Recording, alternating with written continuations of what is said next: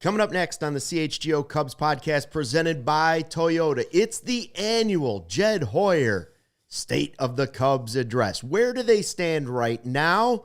And what's the plan for the offseason? We're gold, Jerry, gold. CHGO Cubs next.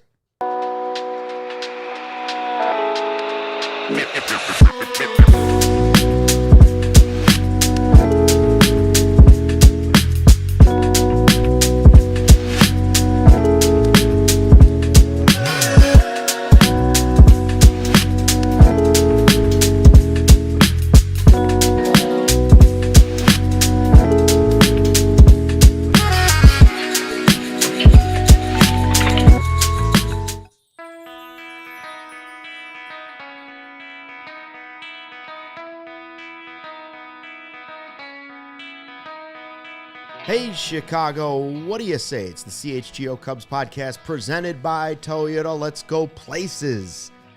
And we are ready to talk off-season baseball. Man, Jed Hoyer does this every year. It's better when he does it a little bit later in the fall. He actually mentioned that in the press conference today. He's like, yeah, each year you like to go a little bit later than the year before. Yep. We did. So we're going to talk all about everything he said. Are there some things that are going to get Cubs fans angry? Yeah. Are there some things that maybe got me angry? Yeah. Was it mostly reasonable? Yes, it was. Was it measured? Yes, it was. It was fairly reasonable. We're also going to talk about all the gold gloves. We'll talk about the Brewers. We'll talk about anything you want to talk about Cubs baseball here on the CHGO Cubs YouTube channel. Make sure you tell a friend, tell a neighbor, tell a total stranger. He is Joey Christopolous. I am Luke Stuckmeyer. Sean Anderson is running the ones and twos and the dials here in Studio C for Cubbies today. First thing was the news before Jed Hoyer came out, and the Rawlings Gold Glove Award finalists are out. Now, our guy Brendan Miller doesn't like this because he says if it's not Wilson, it is not worth it. Oh, right. The gloves? Yeah. Yeah. He doesn't like the award because he thinks that Rawlings only gives the awards to players that use the Rawlings glove. Well, NBA basketballs have to deal with the same thing, right? They're no longer Spalding. They're now Wilson basketballs. That's right. So it's a little sketchy. But here's the news, Joey. The Cubs have 6 Gold Glove finalists. 6 Gold Glove finalists. That is more than any team in the National League. Next in the National League is the Marlins. They have 3. In the American League, the Blue Jays also had 6, but no team in Major League Baseball has more Gold Glove finalists than your Chicago Cubs. What do you make of that? Not surprised in the least. And Jed today during Jed Fest also mentioned what the identity of the team is, which we'll talk about with the Chicago Cubs. He had mentioned the first thing was defense. When we talk about the Chicago Cubs defense at this point, they're like prestige television, right? Like it's like the show Succession. Like everybody gets nominated to the point where you're actually upset if someone gets snubbed, right? I'm sure there's plenty of people in the chat that are thinking, why isn't Dansby Swanson at least a finalist on this list? But I'm going to throw it back to you, Luke. Who's the biggest surprise for you on this list? Because I think it's safe to say Ian Happ and Pete Crow Armstrong. Ian Happ's past Gold Glove winner. Yeah. Pete Crow Armstrong feels like the slam dunk of the century. Mm-hmm. But out of the other 4, and Nico Horner, obviously, past Gold Glove winner too as well. So there's actually 3. Which of the 3 actually surprised you the most? I'm curious to hear what you think on that. Which of those 3 surprised? No, which of the other 3 Of the outside, other 3? Yeah, between Carson Kelly, Matt Shaw, and Matthew Boyd. Which one surprised you that got finalists? Matt Shaw. Me too. Because I didn't expect him to be as good defensively as he was. And when he first started playing, I thought, does he have enough arm? And that was always kind of the thing. And then it was like, well, he really puts it all in there. But he was great defensively. Like, I have no issues with Matt Shaw as a third baseman at all defensively. And that's what the Team USA coach had said about him too. Like, you don't have to worry about him at third base. At spring training, right? Everyone was saying, as he moves over, what is that acclimation process going to look like? And that coach put it to rest right away that he was like, he's going to be fine. Yeah, and you know what? Jed even said in his press conference today, frankly, caught them off guard. Like, they didn't know it was going to be this good from Matt Shaw. So props to him for putting in the hard work, making it such a smooth transition defensively over at third base. I think he was the best defensive third baseman they've had over there since Chris Bryant. Yeah. And honestly, when we talk about defense at the third base position for the Cubs over the years, or at least in my lifetime, it's pretty few and far in between, right? I mean, Aramis was known more for the bat than he was known for the glove, right? I think Chris Bryant had some really solid seasons there. Yeah. And as you could see, Joe Maddon started tinkering with the idea, and as he got deeper into his career, started playing a little more outfield. Mm-hmm.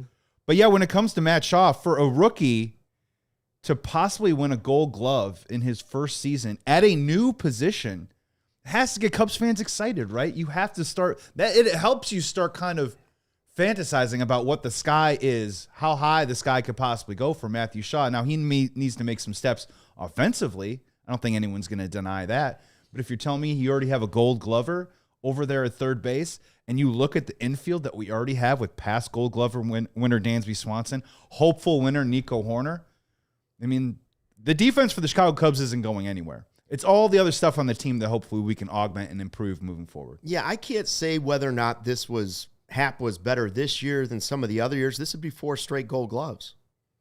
Impressive. And can't take that away from him. Ian Happ haters out there. You can't. It's left legit. Field is left field, and that's where you put a lot of the worst outfielders, but he's the best of the worst outfielders in the left corner. You got to be the best long snapper too, right? I mean, everybody's got to be the best at something.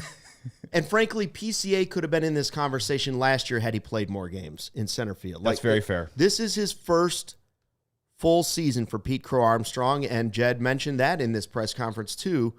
And we're going to play some clips from Jed via Marquis' Twitter page. But I would agree with Jed in that he said he thinks PCA is the best all-around defensive player in the whole game. And I think that's real possible. And so do I think he's winning the Gold Glove? I think he's winning a Gold Glove. Do I think Happ's winning a Gold Glove? I think Happ's winning a Gold Glove. You asked me who surprised me out of that group.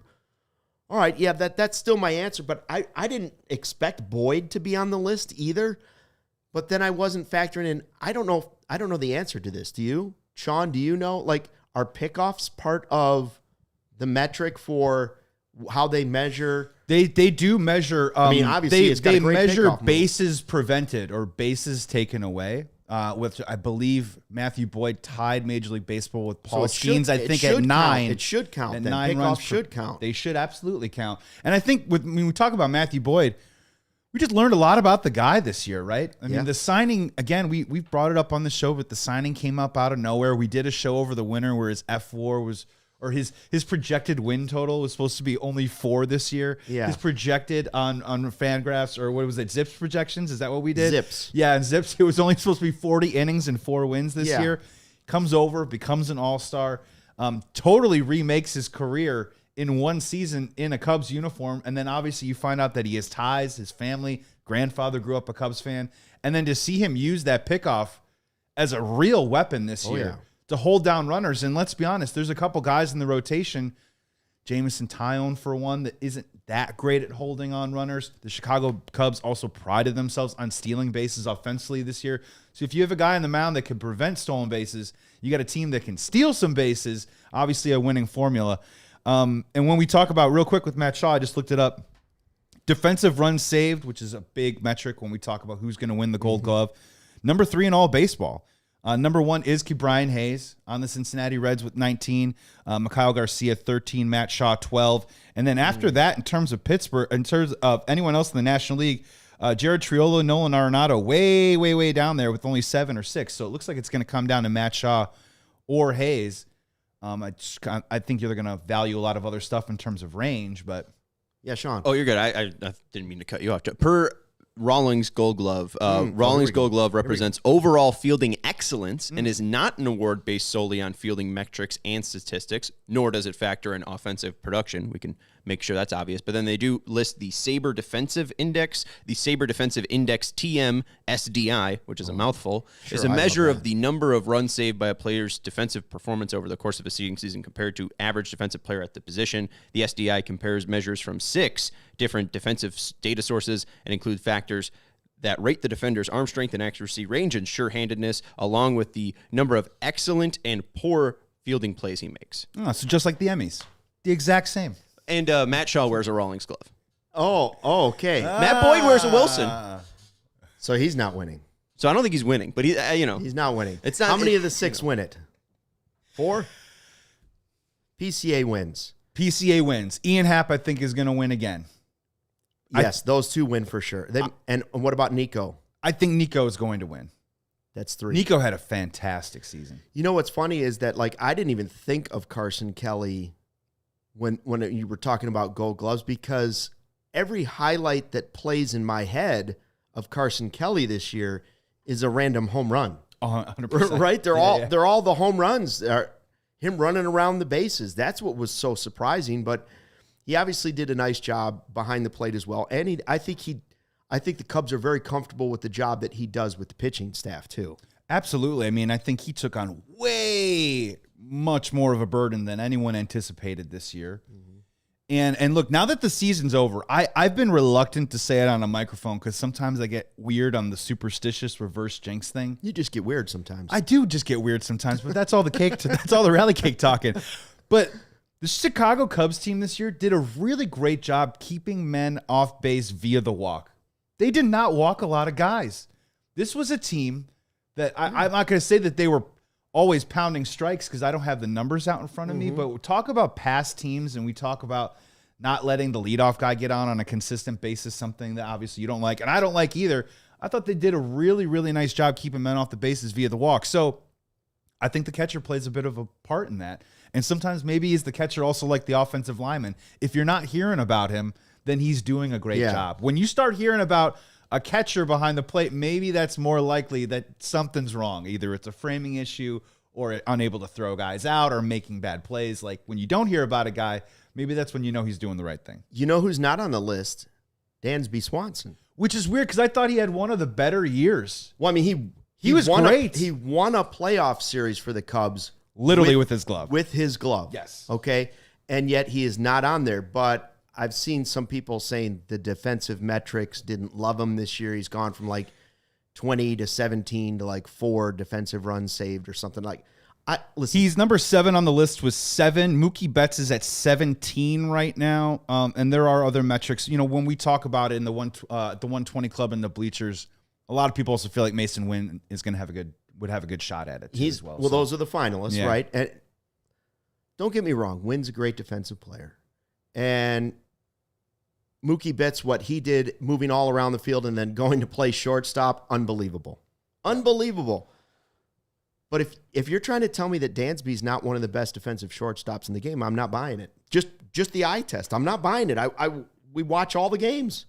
He's unbelievable. He had a great year, and I thought he was improved from last year, where there were a couple lapses. Remember early on in 2024? In my eyes, better this year, where the defensive metrics apparently say no, he wasn't. Cubs defense was a little shaky in the first part of 2024, and I thought they rebounded nicely in the second half, but I thought Dansby top to bottom was absolutely incredible this year, which is fine, right? Make him hungry. Make him hungry to get it back. But no, I'm happy when he's got a glove and he's out there playing shortstop. I'm happy he's a Chicago Cub for sure. Just want to add to Joey's Carson Kelly thought of maybe the walk rate is lower. Not only was the walk rate lower from last year, the K rate for the team pitching staff since 2021 has stayed around 21 to 22%. 21.9, 22.4, 22.6, 22.3, 21.4. That's not why you called. The walk rate has decreased in every single year. 2021, 9.6. 2022, 8.8. 2023, 8.4. 2024, 8. 2025, 6.9. 6 points. So that's really cool. Next year's goal is under 5. I want it under 5. I don't know if that's going to happen. Can we get it under 5? Maybe more strikeouts. Can I get a 4 or 5? What if you get a 22% K rate and an under 7% walk rate? That's pretty good. That's a huge jump. 6.8 to 6.9%. That's a big jump, and that makes a huge difference. And for a team that maybe, I know that the strikeouts were pretty decent for the Chicago Cubs this year in terms of where they ranked, but obviously I think we would want a little swing and miss, especially what we just saw in the playoffs. But they weren't walking guys, and I think that was a really important factor, and I think Carson Kelly deserves credit for that too. If we could get a 90% K rate and a 2% walk rate, then I'd really be into that. I don't know if that even maths. Anyways. Coach Luke Stuckmeyer. We're going to hear from Jed Hoyer after the break. We'll also talk about the Brewers who keep on flying that L flag. But first, a word from our sponsors. Hey, Cubs fans, whatever the It's never ordinary at Bet365. New customers right now get $200 in bonus bets when you bet $5 win or lose. There's the football early payout offer. So if any team goes up 17 points, you get an automatic instant payout on straight bets and parlay selections marked as winners. So download the app and use code CHGO365 when you sign up. They also have the 100% parlay boost. So double your winnings on parlays with Bet365. 100% parlay boost. Download the app right now and use code CHGO365 when you sign up. Chicago Bears, could they possibly be going on a run right now? Taking on the Saints this weekend in Soldier Field. What better time to go to Bet365 and make some money while you cheer on your favorite team? So head on over there right now. Remember, use code CHGO365, deposit $10, place a bet for $5. Get $200 in bonus bets if your bet wins or loses. It can be used on spreads, totals, player props, whatever it is. It's never ordinary with Bet365. It must be 21 plus or older. If you know someone that has a gambling problem, crisis counseling or referral services can be accessed by calling 1-800-GAMBLER in-app only. Let's be real for a second, fellas. The world has gone soft. This is where I do the sound effect. I forgot to bring in me and my RC today. Everybody gets a trophy just for showing up. Everything needs to be bubble wrapped, and soda used to have some kick. But now it's all about pretty colors and easy fizz. RC Cola is not a soft drink. It's just a damn good cola. The original cola that doesn't fold under pressure. RC's an OG cola in the world of spineless soft drinks. No trends, no gimmicks, no glow up. RC hasn't changed their stripes since 1905 because they didn't need to. It's the same bold, crisp flavor it's always been. RC Cola tastes like a punch right in the thirst. Stock up for all your favorite parties. Maybe it's Halloween. Maybe it's a Bears game. Whatever it might be, RC is the move for whatever you're doing. Me and my RC. All right, so we're back here on the CHGO Cubs podcast. Hi to everybody in the live YouTube chat. Shane Newbanks is here. Shane, always a regular, says, fire Jed into the sun. So he's ready to hear whatever Jed has to say in this press conference, huh? Listen. Man, oh man. He's got his 3-day passes to Jed Fest, and he's ready to party, right? I believe it's Hoyer Palooza is what most people call it now.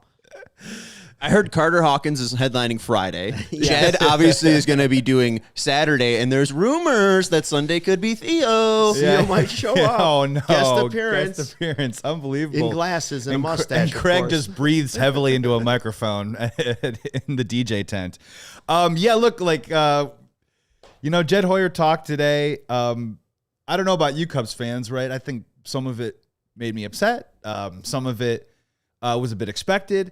Some of it, again, I said yesterday, trying to read between the lines. There were a couple things that got me a little excited, but I walked in with my eyes open, right? It was like going to a dinner when you know it's going to be like tapas, right? And I knew I was going to come home hungry. Yep. Right? You're going to a meal, but you knew you weren't going to be filled up. It's the worst. The one piece of steak comes by and 7 people go for the little pieces of steak, and you're like, I just wanted to order a steak. Why? And then somebody hands you like a pepper-covered carrot, and you're like, great, there's 6 of these. I don't want any of them. It's delicious, but you only get 2 bites. Yeah. Torture. Enjoy. What kind of life is that?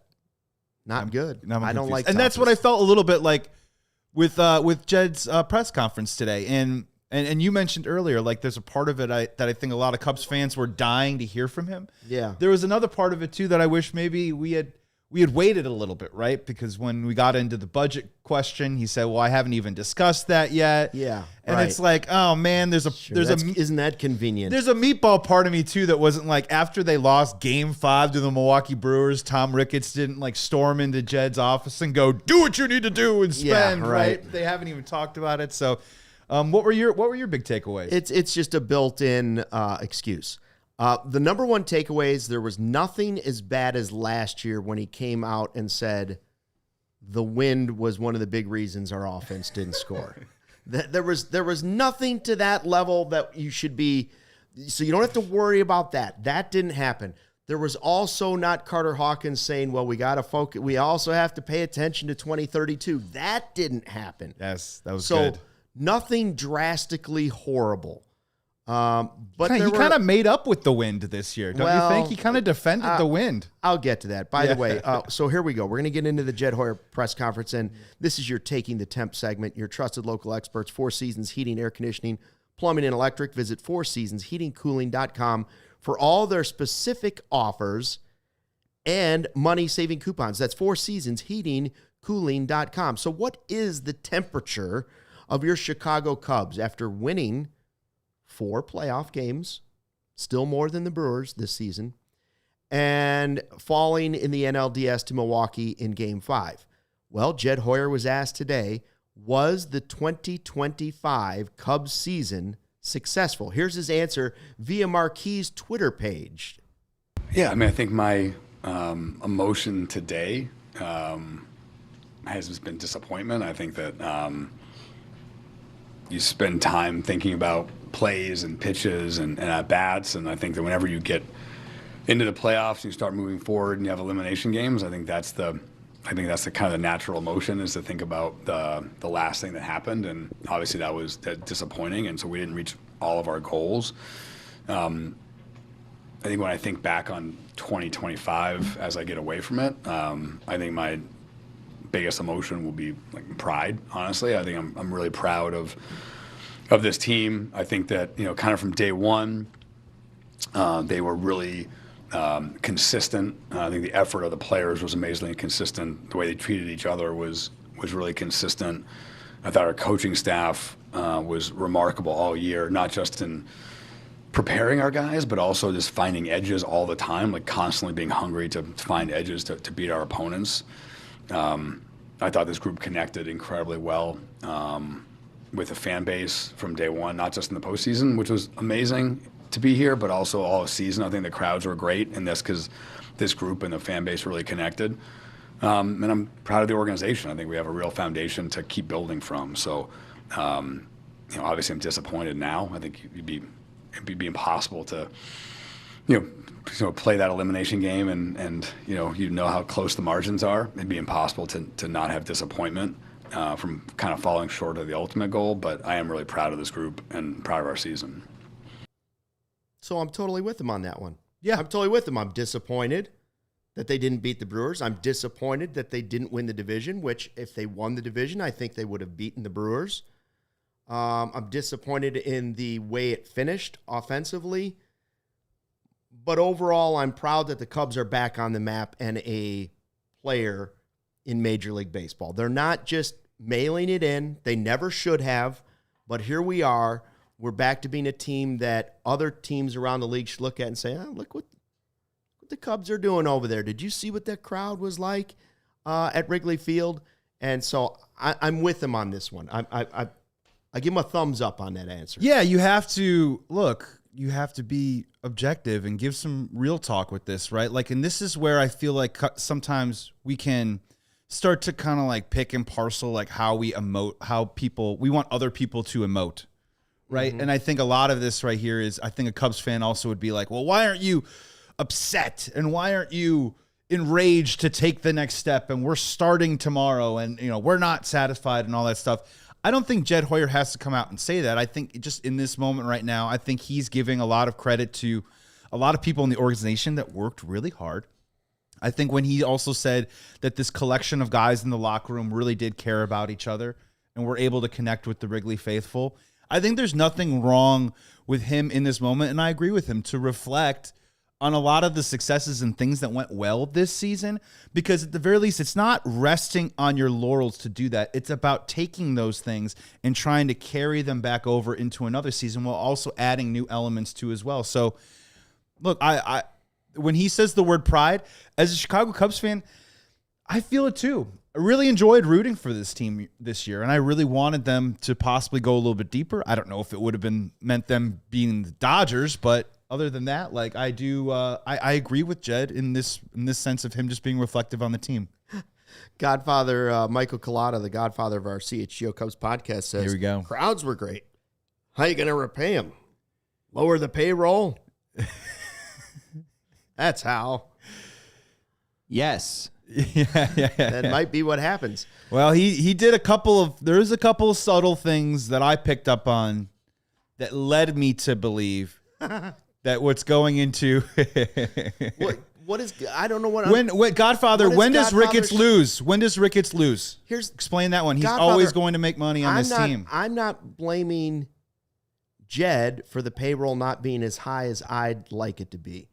I am blaming Jed for not getting an extra start, finding a way to somehow get another starting pitcher at the beginning of the season, not at the trade deadline. We'll get to that stuff. Yep. There's a lot of different things that I can say, well, yes, but they will have to recreate.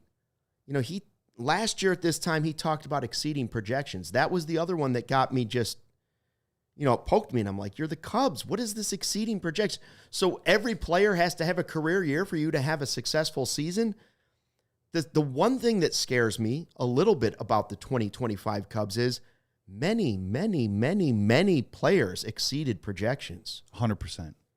And I don't know if you can count on all of them to exceed projections again in 2026. So he's going to have to go out and rebuild a bullpen. He's going to have to go out and find your next Brad Keller. He's going to have to go out and find someone who can Carson Kelly do that again? I don't know. Make tough decisions on some guys that gave you some great innings in the rotation this year. And are you putting your full faith that they're going to repeat that? Or are you going to look for reinforcements somewhere else? Is PCA going to be a 30-30 guy? Like a lot of those different things. But I mean, he found to find Pomeranz, to find Brad Keller, and yes, Godfather, those were cheap moves, but those were great moves. Carson Kelly was a great move. Like, I'm not saying there weren't bad moves in the offseason. I don't know that Justin Turner turned out to be all that great, but there were some great moves, and I am a little curious how they plan to recreate that exceeding projections success in 2026. I hope it's with cash. Right. Look, and we're not, and that's the thing is we're all frustrated. So it's not about us trying to disagree here, but the easiest way to exceed a projection, and I've said this before, is you have to go out and you have to get cost certainty. And that usually comes in the form of bankable commodities. And that means high-end, all-star talent, elite, whether it is front of your rotation or whether it is a left-handed slugger or even a right-handed slugger. There's plenty of guys that we can talk about, but when you talk about trying to safe-proof your baseball team, the easiest way to do it is to spend those dollars on cost certainty items. Now, granted, a lot of times those items that you're purchasing, they're going to be expensive. They're going to cost a lot. But if that means that you create more of a certainty in what you're going to get on a day-to-day basis with your baseball team, means more long-term success for your baseball team, which means that you have an opportunity to possibly get a little bit deeper in the playoffs and go all the way. So that's the trade. That's the risk. But I think it's a risk worth taking when you bring in really, really good players onto your baseball team. Evan says, just like a casino, Ricketts wins. And yeah, but he's not alone. All owners. This is an MLB owner thing. Like Steve Cohen on the Mets. Oh my God, he lost all this money this year. Guess what? He's still filthy rich. Yes, filthy rich. Yes, but also the Cubs consistently make profit, and they're never going over the luxury tax. It is very specifically this owner does not spend. Steve Cohen spends. I mean, I could go back to the year they signed Kota Senga. He signed a contract that was 5 years, $75 million. That was the fifth highest contract they signed that year. That's the White Sox largest contract in their history. Yeah, sure. The Cubs still don't have a $200 million guy. Niren says it can't be successful technically because the Brewers were still better, and if they win 97, we should win 98. Listen, I'm not going to disagree with that. Maybe I'm being too soft, Godfather would say so, in saying that, well, it was a significant step. At least they went to the postseason, and at least they got to the second round and Game 5. But should they ever trail the Brewers? Well, right now the Brewers are a better organization. Right. That's just factual. The Brewers are a better organization and right now. Godfather CHGO is making a good point here. And the only thing I would just say that, Niren, is that if we won more games than the Brewers this year and then the Dodgers smoked us in the NLCS, is it really that much better? I don't know. What's up, Sean? I don't. Wait, what would you say? Oh, I was just responding to Niren's comment here. I was like, he said, it's not a successful season because we needed to win 98 games and the Brewers only won 97. You should win this division every year. You should win the division. I and hear also, you, you don't want to beat the Brewers in the NLDS? You at least went to the NLCS. I know, but I want to win the World Series. I don't care about the sure, Brewers. But how do you win the World Series? You sign a superstar that could give you consistency day in and day out. I understand that Mark Pelk says Belly had better numbers than Tuck. If we're betting on players for the rest of their careers, I'll take Tucker. And I like the aggressiveness from Jed Hoyer to go out and get Kyle Tucker, but you're just going to let him walk. We haven't played the Tucker thing yet, so I don't know exactly what he said about Tucker, but I feel like it's very clear that they're going to let him walk for nothing. Pretty much just giving Cam Smith, Paredes, and Wisniewski up for nothing because their cheap owner will not spend the money that he has. As a tease to what he said about Tucker, it did feel like Jed Hoyer talked about Kyle Tucker like they went on a date and it went really well, but he doesn't know if there's a second date coming. Doesn't know if there's a commitment. Doesn't know if he's getting that phone call the next day. May or may not call. Yeah. We'll talk about that in a second, but first a word from our sponsors. Here, we ready to go? Okay.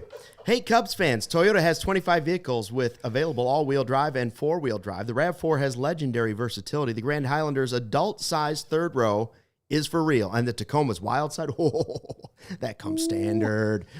From job sites to campsites and game nights, there's an all-wheel drive or four-wheel drive Toyota to get you there in style. Find yours at Toyota.com or visit your Chicagoland Toyota dealer. Toyota, let's go places. Great time right now to be a CHGO diehard to get all that written content. Adam Johns cranking it out. Adam Hogue cranking it out. Jared Willis cranking it out right now. Gottlieb's doing it for the Bulls. Bulls coming back real soon. All the Hawks guys are getting fired up. Anyways, go to allchgo.com for the latest information on how you can join all the thousands of sickos already in our diehard community. I believe we got like 700 new ones just in the last week. It's been awesome. We hit 90K, and we're just soaring towards 91K, too, as well, on YouTube subs. Join us. Join us, please. Eye on the ball, Joey. Yeah, I want to talk to you about eye on the ball because I want to say something out to the coaches. Listen up. Now, if you're looking about leveling up your game, there is the right coach that can change everything out there, and now finding one is easy with Eye on the Ball. It's the company created by CHGO diehards, and they don't care. It doesn't matter if you're a kid just starting out or competing at the top level. You can sign up totally free at Eye on the Ball. You create your own profile, search through coaches in your sport, and they connect directly with one that's right for you. From soccer to swimming, baseball to basketball, you name it, the coaches are there. So what are you waiting for, athletes? Your future coach could be just one click away. Jump on today at eyeontheball.net. Remember, that's eyeontheball.net. Find your coach and take your game to that next level. Oh, lots of good comments today in the live YouTube chat here at the all-new CHGO Cubs YouTube channel. Mike says they had a chance to get Blake Snell the last two off seasons. We know this guy likes his hotels better than winning since the day he bought the franchise. I'm not going to go that far. You might say there's been a difference in the way he's approached it since they won the World Series.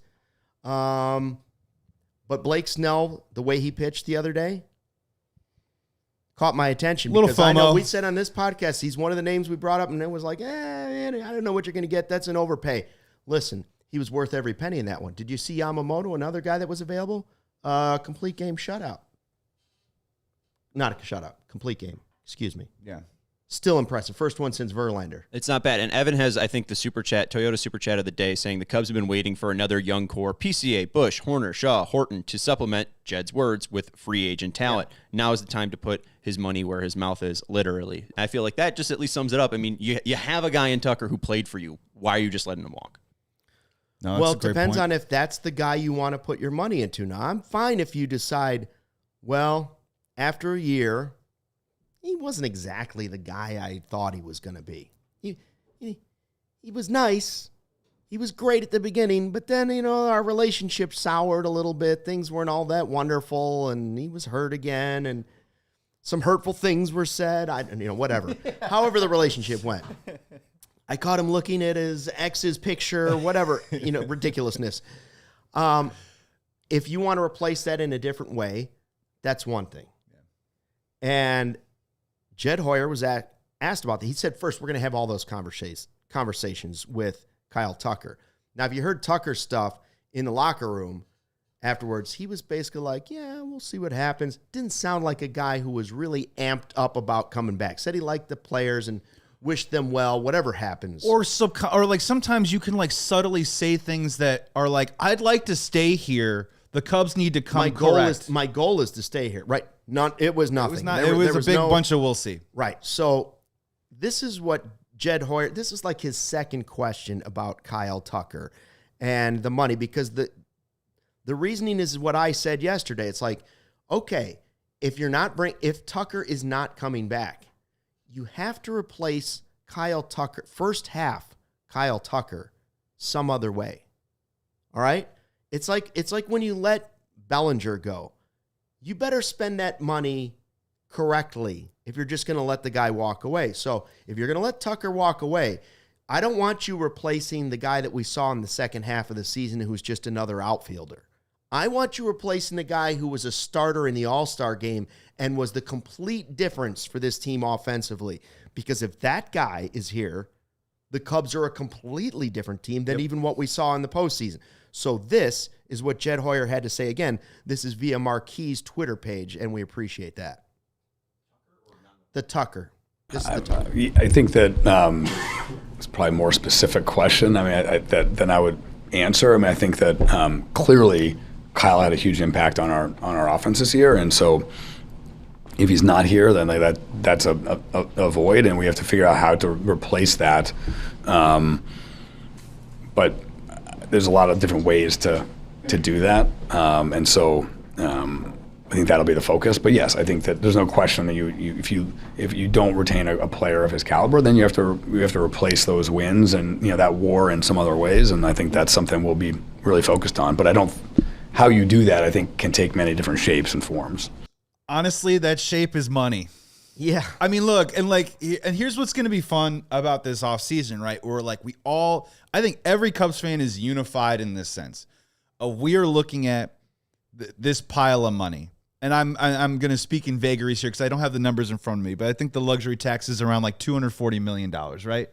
If $17 million comes off that books, at the very least, I think the Chicago Cubs are probably looking at anywhere between $40 or $50 million in just 1 year dollars to possibly spend to get up to that luxury tax. I don't think anyone in this chat or anyone here is disagreeing that we want them to spend that money.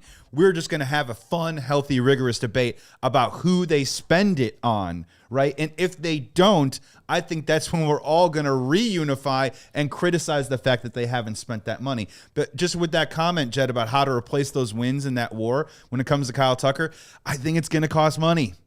Of course it is. I don't think it's coming from Owen Casey and Kevin Alcantara. No, it's going to cost money. Yes. You've got to pay up for it. And that was another thing he addressed. He basically came out and said he wouldn't put a number on the budget because we haven't had those conversations yet.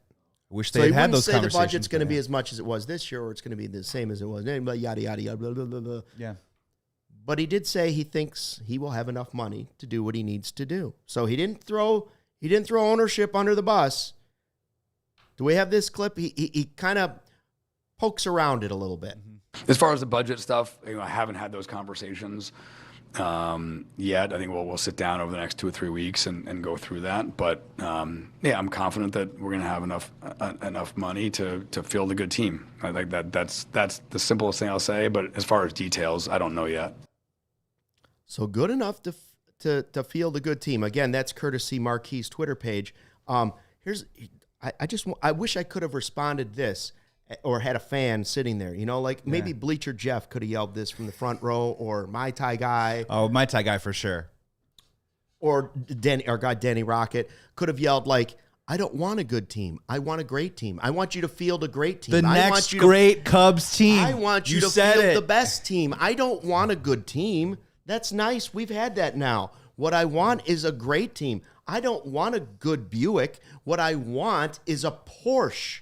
Well, and I think the issue is they keep saying the money will be spent. And if they spend $15 million on Matthew Boyd, that's spending money, isn't it? Yes. It's what needs to be asked directly is, are you going to replace the wins that Tucker leaves with veteran players? Are you actually going to replace that with players that have been there and done that before, giving you 2 WAR and 2 WAR at separate positions, combining for the 5 WAR or whatever? They asked him a little bit about using that youth influx in that corner position, and he would not commit to that, which was actually really kind of great to hear. That I think that they're looking at multiple avenues and multiple different doors, that I don't think internally they're just thinking this is going to be an Owen Casey, Kevin Alcantara rotation with Seiya, and they're going to somehow carry the day with that. So I was pleased to at least see him say that at this point. It seemed like they're entertaining other options. What was Tucker's final WAR at the end of the season? It should have been a lot higher, obviously. It could have been I want to say it was had he not been injured and repeated the first half, it would have been. I'm going to take a guess. I don't know off the top of my head. I think it was like 5.4 or something. Right, like that. and it would have been damn good. It would have been more like almost double digits probably. Him and PCA were on pace for 7+ WAR seasons. Right. Yeah. So close to like Chris Bryant MVP type numbers. Let me ask you this, both you guys. Yeah. All right, say you've got a 6-WAR player if he's healthy. What's more valuable to you if you're spending money, a 6-WAR player or a bunch of 1 and 2 WAR players 3 that twos. add up to the 6 play? Yeah, like 3 twos. Yeah. Would you rather have 3 twos or would you rather have the 6?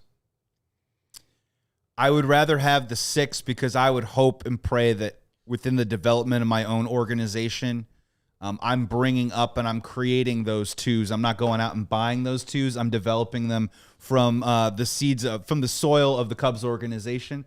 And sprouts. Yeah, 100%. And that's the job. And then you go out and then you bring in the sledgehammer. There's like not even 15, 10, 6-WAR players. You have to go get a guy that would be a cornerstone that can consistently give you over 4 to 5 WAR. Tucker, maybe not a 5-WAR player, is consistently under 4 WAR or under 5 WAR, and that's typically because of the injuries. But if he plays a full 162, you're likely getting 5 WAR from Kyle Tucker. And also, just to address Niren, whoever the producer is saying Ricketts is cheap, $200 million is cheap, but $260 isn't. Do you think Rickettsville was free? First of all, he made the decision to buy the team and buy all those buildings. Boo-hoo. He gets to buy all the buildings and get all that sponsorship money from Coca-Cola. Poor him. But is it Chicago printing money like it was pre-COVID? No, but I don't know if that's necessarily his fault. Also, his ballpark is pretty full. And then finally, 7% of the wealth in the United States is owned by, or 61% of the wealth of the United States is owned by 7% of the population. So boo-hoo. Oh no, Tom Ricketts, his poor ass can't spend $60 more million. Dang it, hold on, let me check my bank account. I'm not either. Chef Kevin says he was a 4.5 F-WAR. And my point is, yes, but you're trying to replace first half Kyle Tucker. Not all season Kyle Tucker, because that wasn't enough. Look where it got you. All season and postseason Kyle Tucker got you to Game 5 and not enough offense. You're trying to replace the guy that had you at the All-Star break with the best offense in all of baseball. And that guy would have been more than a 4.5 F-WAR had he continued his trend throughout the whole season. But then you got a fractured finger, and then you got a slump that because of that, and then you've got mental problem with it. The calf strain, the calf strain, all of it, benched and all that stuff. And yeah, look, I mean, and we're saying this, and in the same breath, I think a lot of people, Cubs fans, were like, play Moises Ballesteros more, and we did, and he did okay. But guess what? It wasn't at the level that Kyle Tucker brought to the lineup, and that's what makes it so hard. Is that it really is? It's hard to get a clear picture, especially as a Cubs fan. And I understand why people want to say move on from him. And I just kind of want to see where the numbers are at personally, because he is a player that I do think is going to have a good career. You brought up something very good that I'm curious about how his lower half kind of progresses. If you wanted to do a 7-year type deal, something along those lines, the 3 to 5 year deal, a little bit different. When we talk about the money and just, I know 200 million, 260 million guys, it's a competitive market. Okay. It's a competitive market where all these people are paying the big dollars, all right? And the Chicago Cubs are one of the big market teams. So we're not going to go through semantics of like the dollar amount here, but the Chicago Cubs need to be at the very top. That's kind of where it's at. The thing that I wanted to bring up just very quickly when we talk about the budget was I did hear something from Jed Hoyer that I found to be really interesting, and it isn't, and I'm always trying to like look for subtleties. And if there was any little piece of information that he said in the press conference today that I think could end up in the pitch deck that he submits to Tom Ricketts about increasing the budget this year, is that I found it really interesting that he said the phrase starting pitching a couple of times early on. And then he also alluded to, again, looking back at the deadline, he doesn't have any regrets because the margins were so small and the prices were so high in terms of getting and receiving, and why starting pitching was having a hard time being moved. And it seemed to like he kind of subtly made this allusion to, we need to start doing our work more in the offseason. And we can't maybe be keeping our powder dry or holding our dollars till the trade deadline like we have the last couple of years, because the prices will be so high. He was almost... It was very subtle, and it wasn't a shot, but I think it was a plea to maybe the people that sign off on the budget to say, hey, can we go and shop for the groceries, the meal that we're going to make before the season starts instead of running out to the store when the turkey's got 5 minutes left in the oven and we're all of a sudden we need some gravy for the mashed potatoes, and do we get the right kind of gravy or you know what I mean? It's that kind of thing. And I could see him. It felt like of all the things, I think starting pitching was on Jed Hoyer's mind a couple of times when he talked today. Listen, the Cubs have one clear advantage over everybody in their division. It is money. Money. We can throw it around. The biggest city, the biggest market. They're the number one team in town, and that's where they have their clear advantage. So take advantage of it. It doesn't mean spend foolishly. You still have to spend it on the right guys, but you have to spend it. Niren said $275 million because you got to beat the Dodgers. This is really what I'm saying. When I look at that and I see the Brewers and what they've had happen, yes, you can always get in. And I know that is the Cubs' goal, is to be like a 92-win team, at least 92, and then you get yourself in and good things can happen. That is true. But when you start paying guys like the Dodgers are and being creative with the way you are with, I mean, Blake Snell gave him a $60 million deferred contract. Like $60 million of that's deferred. Ohtani deferred, all of it. Well, they had a bad season, the Dodgers. They won 93 games. Yes, but they have created a floor where their bad season is getting them into the playoffs. That's right. No matter what. And now is going to be 112 wins. Now it's healthy, and you're like, oh, man, they can just march out all of these guys. And the Brewers are going to – I said this isn't a knock on the Brewers. The Cubs didn't stand a chance against the Dodgers if they were healthy, and the Brewers won't stand a chance. Even though baseball can be a little funky, I don't believe those teams will have a chance. The Dodgers will be in the World Series. If I'm wrong, I'll own it. But the Dodgers are going to be in the World Series. All right, we're not done with this yet. How might they spend this money? What else did Jed Hoyer have to say? What else do you disagree with? Yeah, I got one that really made me mad. And a note for the Brewers. But first, a word from our sponsors. Ray Chevy, we've got deals sweeter than candy this Halloween at Ray Chevrolet in Fox Lake. Come in today to shop the No Tricks, Just Treats sales event and drive home with 0% financing, $0 down, and no payments until 2026 with zero hidden fees on select new Chevy models. Or check out their selection of over 125 vehicles priced under $20,000. With one of the area's largest Chevy inventories, you're sure to find the perfect vehicle for you. And as one of the top-selling Chevy dealers in the Midwest, they're able to keep their prices competitive, so you know you're getting a great deal. And with Ray's Price Promise, yeah, you can shop confidently because the price you see is the price you pay. Don't miss out on their No Tricks, Just Treats sales event going on all month long for 0% financing, $0 down with no payments until 2026, and zero hidden fees on select new Chevy models. Ray Chevrolet. Together, let's drive. And hey, Cubs fans, you know that moment because I've been there before. The one when you realize you left your favorite sunglasses at the beach or on the roof of your car or at the gas station 3 states away. Well, we've all been there too. But then I found Shady Rays, and it totally changed the game for me. These sunglasses, they are made for real life, seriously good-looking, polarized, durable, and not stupidly expensive. I got a pair myself, getting compliments all over Evanston, Luke. Can't even leave the house anymore. And here's the wild part. If you lose or break them, even on day one, Shady Rays will send you a brand new pair, no guilt trip, just replacements, which is perfect for me. So now I actually wear my sunglasses without fear on hikes, at concerts, on the boat, whenever. Shady Rays, it's eyewear that has your back. So we've teamed up with Shady Rays to bring you a very exclusive offer. Head to shadyrays.com. Use code CHGO. 35% off polarized sunglasses. Try it. Do it for yourself. The Shade's rated 5 stars by over 300,000 people. Back at the CHGO Cubs podcast, where the Cubs offseason has begun, and Jed Hoyer has just had his State of the Cubs address with the media as he heads off, and probably won't see him until the GM meetings. Take some time off. Then the winter meetings, when he'll have more answers about, things like the budget and players and decisions and all those things. Hey, Michael Thiel just had my favorite back and forth with in the comments. Everybody wants to spend more money. Okay, on who? I said Kyle Tucker. He said nah. So I gave my opinion, and Michael just doesn't want to hear it. That's the disagreement. Just to push it a little further, my numbers are off and on with the WAR numbers for Tucker. Mm-hmm. When you look at Baseball Reference, he's had a season of 4.5 BWAR or more in every year since 2021. And then if you look at Fangraphs, he's pretty much had like 3 seasons of 4.9 WAR. Even when he played 157 games or like 124, it's around 4.9. But just to put it in perspective, players since 2021 to have 4 or more 4.5 baseball reference WAR seasons, Shohei Ohtani has 4, Freddie Freeman 4, Francisco Lindor 4, Mookie Betts 4, Kyle Tucker 5, Soto 5, Jose Ramirez 5, Aaron Judge 5. So he's in a very, very, very, very, very elite group. I don't disagree with that. When we saw him at his best, he was everything we expected. If you ask me overall, was that who I expected to have all season?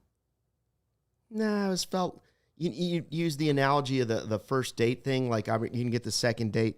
This is probably like the girl that goes out with the guy and said he was really nice. He's got a nice job. He was really funny.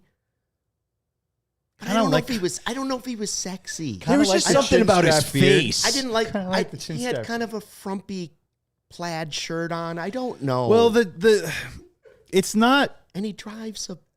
Yeah, like you're having a good time during the date, but on the drive home, you're just asking yourself, is he the one, right? And there's a lot to go into this where we did get evidence of exactly what Sean is illustrating about the type of player that Kyle Tucker can be. But we learned a couple of things, and I don't know.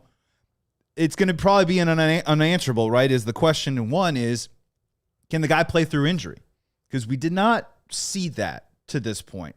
The other side of that, though, is did we get caught up in a very interesting perfect storm of, and Luke, you've said this before, the guy fractures his finger. Maybe the Chicago Cubs said, hey, man, let's shut you down for 3 weeks, get you in a splint, and have you come back. And he said, no, I'm not doing that. He might have said no. Contract year.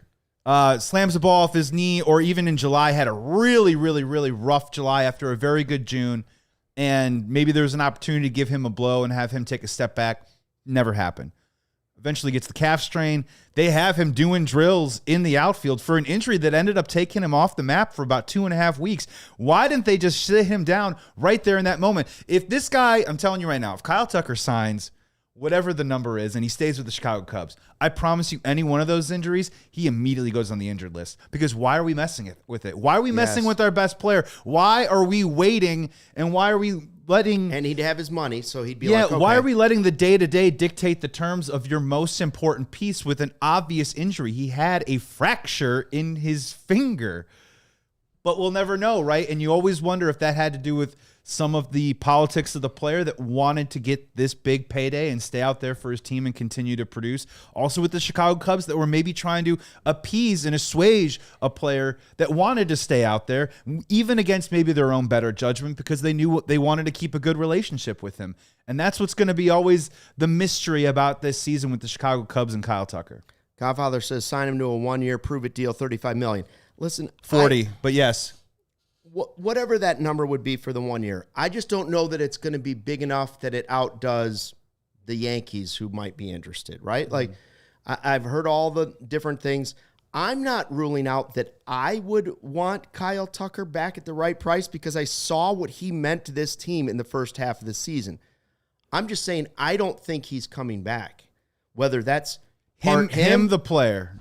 Whether that's him, the player, whether that's the Cubs, the finances, whether that's the Cubs, I don't know, like how the whole injury thing went all season. I just don't think it adds up to him being in a Cubs uniform. So I'm not ruling it out like Jed. They'll have the conversations, right? That's what he told us. We're going to have those conversations. Good. Now, plan B better be really good because I think the odds of him coming back are very slim, if that. Would I like to see them take that same amount of money and give it to Schwarber and Cease? Plan B sounds real good to me too. It's a good plan B. But are they willing to, is that amount of money only for one player? And is it completely off the table if it's not that one player? I hope not. You're the Chicago Cubs. You know what today is? Today's the anniversary of 2016 when Miggy Montero hit the grand slam that made Chicago shake.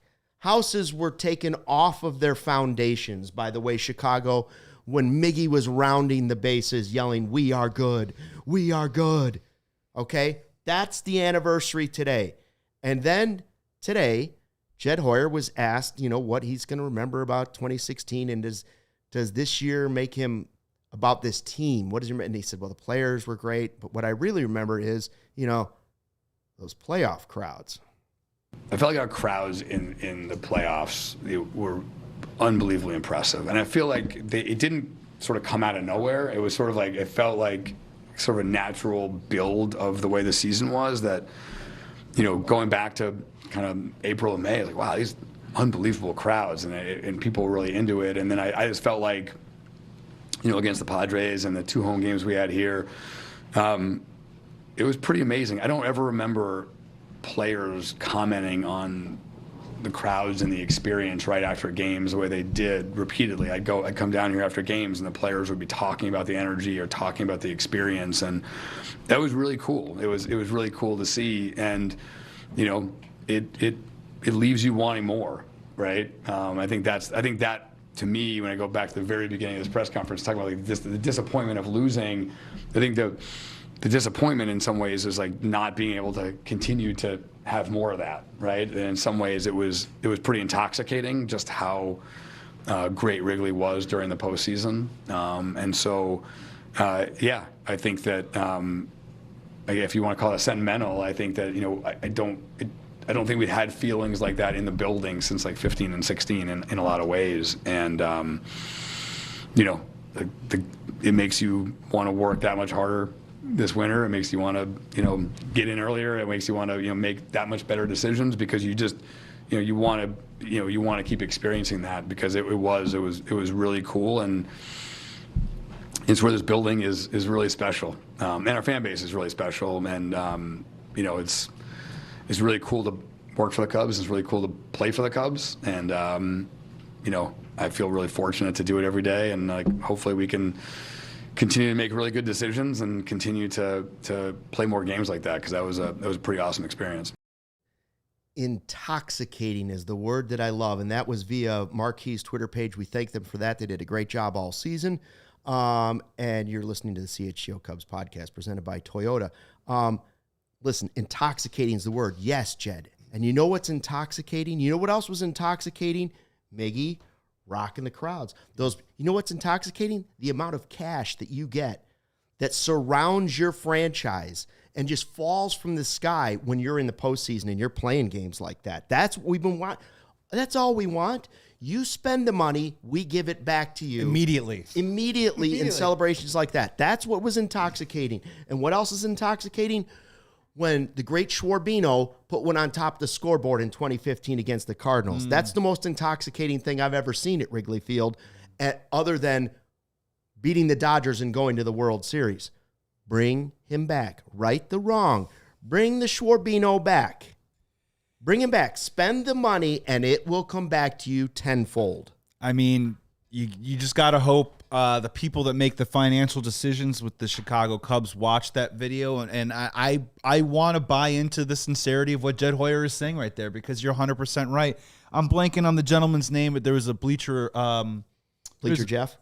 No, there was My a Bleacher. guy? No, there's a Bleacher Nation. I think a Bleacher Nation article that came out today was talking about Jerry Reinsdorf, and it went in all these different directions or whatever. But the bottom line, and I really loved how he articulated this, is that and I'm also going to use a phrase that David Kaplan on ESPN 1000 a lot of times uses, is when you talk about sports and the Chicago Cubs, it is a civic responsibility to try and put together the best product that you can out there, because not only are you making money, but not only are we giving it back to you, but think of all the parking attendants, and think of all the people in the bars and the waitresses and all the people making the podcasters eating all their free cake. And and think about what this city does, just walking down the street here in the West Loop to the office with all the W flags out there, people wearing Cubs shirts saying "Go Cubs." It means something, and I promise you that your profits and your coffers will always be full and overflow, even if you just put a little extra into the product on the field to ensure that not only is there a consistently good Cubs team, but, Luke, a consistently great Cubs team year in and year out. That's right. All right, we've just started to pick away at the chicken a little bit, so right? Much more. There's a whole carcass of chicken there in the Jed Hoyer press conference that we'll pull away at the chicken breast a little bit tomorrow. We'll get those wings pulled apart a little bit. We didn't even get to the stuff that made me mad. We didn't even get to the stuff that really made us mad. Yeah. We were mostly nice today. Yes. Godfather says, bring back Schwarber. Ha, ha, ha, ha, ha, ha. We will be back tomorrow at this same time, 2 o'clock. Yes. Joey's going to look into his crystal ball tomorrow. And I'll tell you what stuck with me from Jed Hoyer. Let's do it. Sean, you back tomorrow? You're no. Yes. You're ride. Here tomorrow? And I'll actually be here before 2 o'clock. Beautiful. I'll be on time and not running and sweating. Will our fans be here too? We hope Niren's going to be back, and the Godfather, and Michael, and all the great people that are in the live YouTube chat. We appreciate all of you. Thanks for checking out the CHGO Cubs podcast, driven by Toyota. Let's go places. Let's go back at 2 o'clock tomorrow and do it again. Until then, thanks for watching, and fly the W. We all silly like the mayor.